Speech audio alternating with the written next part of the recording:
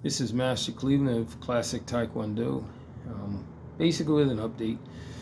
Still looking for a spot to start teaching the official classes, but purpose of the update is to tell you that you may have noticed that I've done some of my patterns in a black uniform. This is basically to indicate the ones that I will be using for the class, the ones I'll be teaching. So if you see redo besides it, it might be a form I've done previously.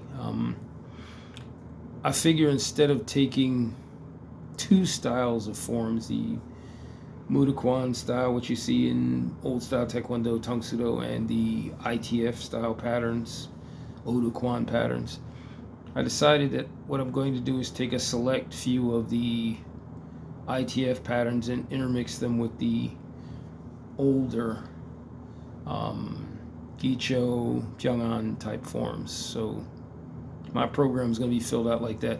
As far as the weapons forms, sticks, canes, daggers, many of those are, from my knowledge, or training in the Filipino arts, with the exception being the Dan Gumyong, which was what I'd learned from a short time training in the Tang Sudo system some 2 decades ago.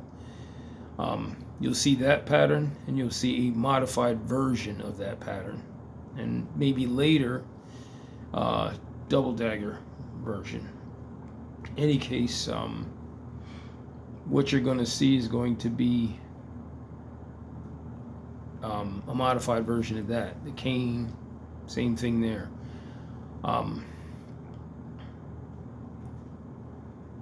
I came to this decision because I looked at the number of forms that I've put together in these videos, and that's a lot of material for a student to digest. So I figured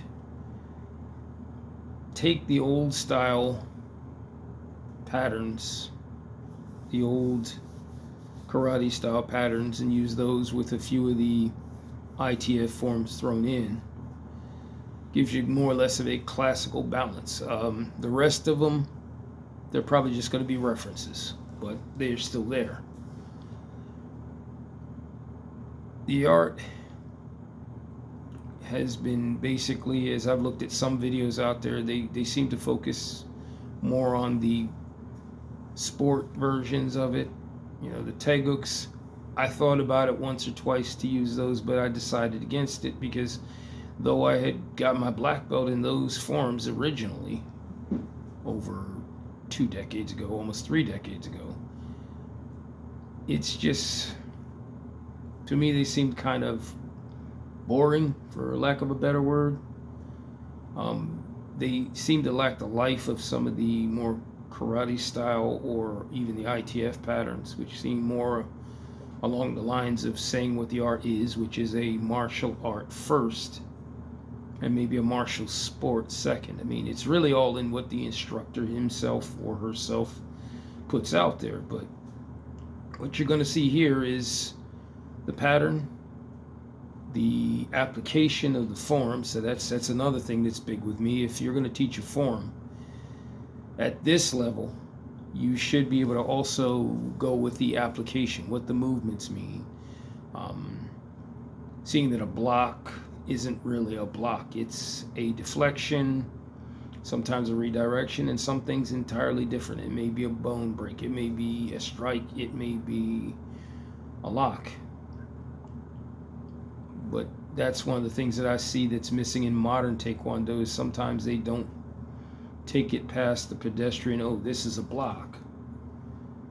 Instead, this could be something where someone grabs your wrist and that movement to the side, because most of your basic patterns start with a look and a movement, which is usually what they say is a low block versus a kick. And that's not entirely wrong, but you have to think of the fact that, as I've said previously, you're going into an attack.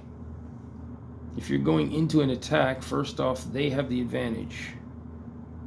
Your deflection has to be strong enough to not just redirect the blow, but inflict a certain amount of pain where they're distracted long enough for you to counter up with a strike.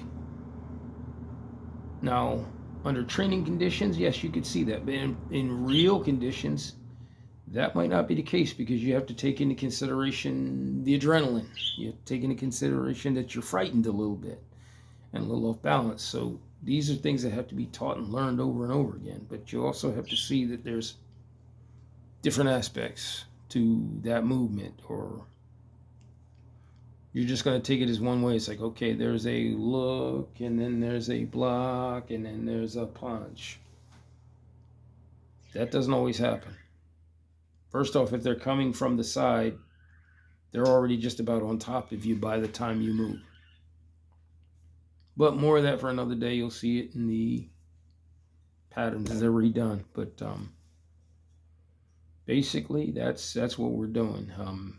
As soon as a class building opens up and I start teaching, I'll make that available. In any case, you can continue to enjoy the videos. Any questions you have, comments, feel free. If you like the material you're seeing, then by all means, not just drop a like, but subscribe. There is more to come, and I look forward to anything you send my way.